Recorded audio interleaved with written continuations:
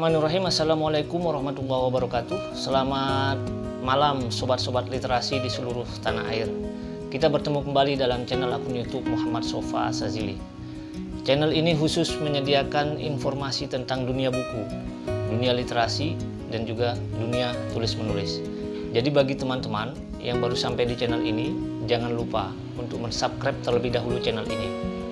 Tujuannya adalah agar teman-teman bisa memperoleh informasi-informasi terbaru terkait dunia buku, dunia literasi, dan juga terkait dengan buku yang sedang dan akan saya review di channel akun YouTube Muhammad Sofa Sazili ini. Terima kasih bila sudah mensubscribe. Selanjutnya, di kesempatan pada malam hari ini, saya akan mereview sebuah buku yang tuntas saya baca. Buku itu judulnya Diari Dangdut Ikke Nurjanah. Covernya seperti ini. Buku ini terbitan Gramedia tahun 2014. Dan buku ini adalah lahir karena berasal dari catatan harian dari Ikke Nurjanah. Di dalam buku ini, Ikke Nurjanah mencatat perjalanan yang ia tapaki saat ia masuk ke dalam dunia industri musik dangdut di tanah air. Dimulai dari sejak ia lahir, kemudian bagaimana ia di masa mudanya menapaki jalan dunia dangdut, dan hingga saat ini. Di bab pertama, ini ada sekitar 16 bab ya, ada sekitar 16 bab yang ada di dalam buku ini. Di bab pertama, ia menjelaskan soal bagaimana ia berkenalan dengan musik dangdut, bagaimana darah seni yang berasal dari kakeknya dan berasal dari ibunya, yang kemudian membuat ia sangat akrab dengan alunan dan musik-musik dangdut. Bagaimana tidak akrab dengan musik dangdut bila sejak kecil ia oleh orang tuanya di rumahnya selalu diputar musik-musik dangdut atau musik-musik Melayu. Ini menyebabkan musik dangdut kemudian merasuk dalam diri sosok yang aslinya bernama Hartini R.P. Nurjanah. Jadi nama asli dari Ikke Nurjanah adalah Hartini R.P. Nurjanah.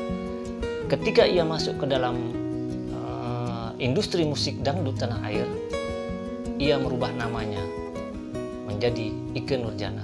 Sangat menarik ketika kita mengetahui perubahan nama yang dilakukan oleh Ikke Nurjanah ini. Ia berkonsultasi dengan salah seorang produser ya, dan melihat namanya yang dianggap kurang begitu familiar di arena musik dangdut, karena nama Hartini R.P. Nurjanah ini dianggap tidak menjual. Akhirnya nama ini kemudian diubah menjadi Ikke Nurjanah. Hingga saat ini nama Ikke Nurjanah kemudian melekat dalam benak seluruh penggemar musik di tanah air, terutama penggemar musik dangdut. Buku ini juga mengisahkan bagaimana perjalanan Ikke Nurjanah dalam menapaki dunia industri musik dangdut di tanah air. Sejak kecil memang ia suka dengan musik dangdut. Sejak kecil memang ia selalu dibawa oleh tantenya untuk tampil dalam sebuah perhelatan perkawinan yang ada di kampungnya di Pademangan, Jakarta Utara. Di sana, di setiap ada acara pernikahan, Ikke selalu diminta oleh tantenya untuk bernyanyi. Dan lagu yang kerap ia bawakan adalah lagu yang sangat legendaris, yakni lagu yang berjudul Bunga Dahlia. Bunga Dahlia ini adalah sebuah lagu yang biasanya dibawakan oleh Ida Laila. Namun saat dibawakan oleh Ikke Nurjanah, suaranya agak-agak mirip dengan Ida Laila ya. Ini yang kemudian membuat Ikke Nurjanah dijuluki sebagai Ida Laila kecil. Mungkin teman-teman sudah tahu dengan lagu Bunga Dahlia itu. Perjalanan di masa kecil yang selalu membuat ia tampil dalam perhelatan perkawinan dan membawakan lagu di dalam pernikahan-pernikahan itu karena dibawa oleh tantenya, membuat Ikke Nurjanah kemudian menjadi akrab dengan dunia musik dangdut tanah air. Dan hal inilah yang kemudian membuat ada salah seorang produser yang sangat mengagumi talenta musik dangdut dari Ikke Nurjanah. Ikke kemudian diminta untuk rekaman. Dari sanalah kemudian jalan Ikke Nurjanah dalam memasuki dunia musik dangdut tanah air kemudian semakin terbuka. Ia kemudian selalu tampil di panggung-panggung di seluruh tanah Jawa ya. Meskipun pada akhirnya ia sebenarnya pernah mengalami kejenuhan karena tampil di panggung-panggung di mana penontonnya itu menganggap bahwa musik dangdut ini adalah musik kampungan, bahwa musik dangdut ini adalah musik yang sangat menonjolkan sensualitas. Nah, ini yang membuat Ikke Nurjanah kemudian menjadi down dan menjadi berpikiran ingin berhenti dari panggung musik dangdut. Ikke Nurjanah merasa ketika ia tampil di dalam panggung-panggung itu, dia melihat bagaimana penyanyi-penyanyi sebelum ia yang tampil lebih menonjolkan goyangan-goyangan erotis dibandingkan kualitas vokal yang dimiliki oleh penyanyi dangdut tersebut. Ikke Nurjanah sangat tidak menginginkan musik dangdut hanya lebih menonjolkan tarian, lebih menonjolkan goyangan-goyangan erotis, lebih menonjolkan goyangan-goyangan yang sensual daripada menonjolkan kualitas dari vokal yang dimiliki oleh penyanyi dangdut tersebut.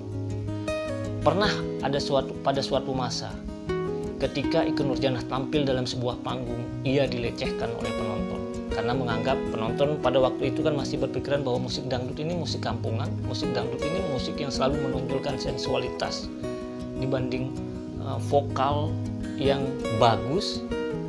Nah, ini kemudian membuat Ikke Nurjanah merasa down ketika digoda di atas panggung, dan bahkan ia pernah mengalami hal yang dialami oleh Rhoma Irama, yakni ia pernah ditimpuk sandal, dilempar macam-macam di atas panggung ketika ia membawakan sebuah lagu, tapi tidak seperti penampilan artis sebelum ia tampil di atas panggung yang selalu menonjolkan tarian-tarian sensual dan tarian-tarian yang membangkitkan birahi.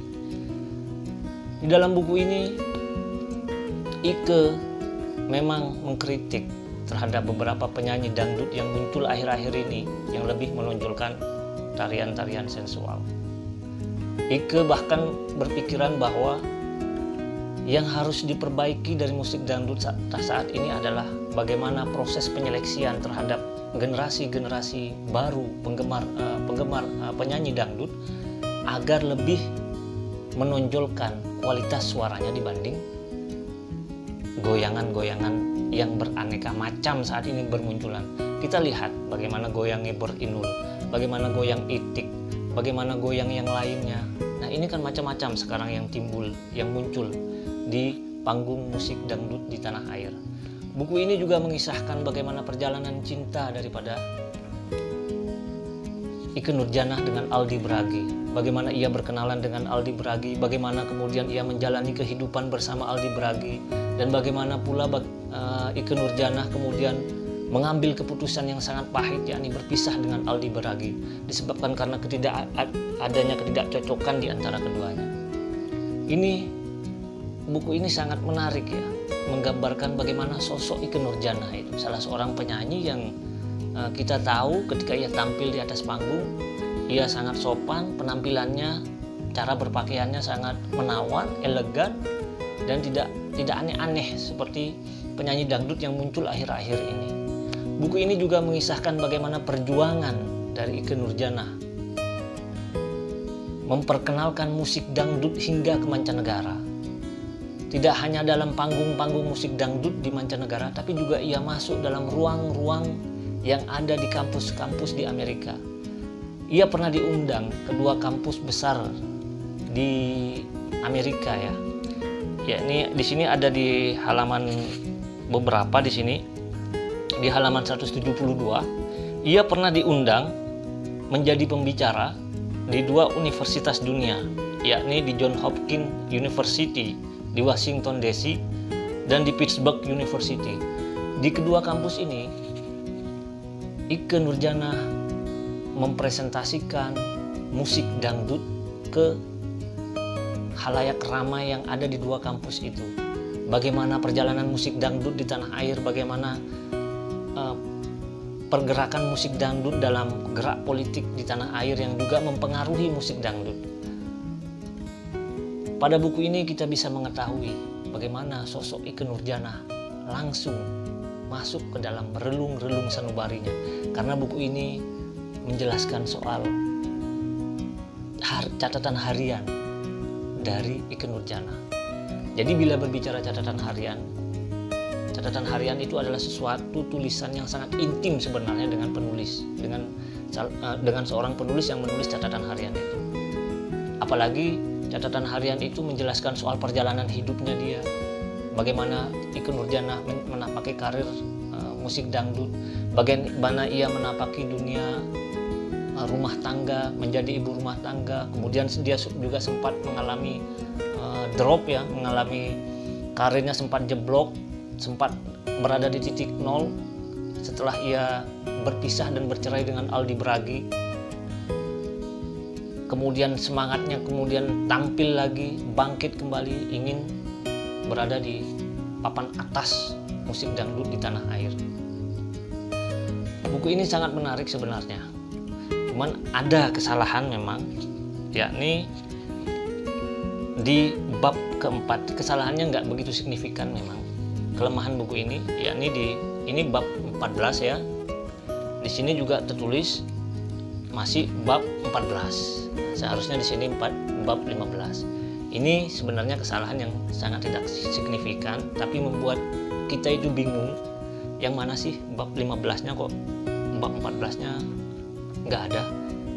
Ada 2 bab 14-nya. Nah, ini yang membuat bingung pembaca ketika membaca buku ini. Ini kekurangan dari buku ini. Namun kelebihannya sangat banyak. Kita jadi mengetahui bagaimana sosok Ikke Nurjana, salah seorang penyanyi yang menjadi sosok penyanyi di tanah air yang memperkenalkan musik dangdut di mancanegara. Di sini juga kita bisa mengetahui bagaimana nuansa batin daripada Ikke Nurjana ketika ia berusaha untuk mengambil keputusan bercerai dengan suaminya Aldi Bragi.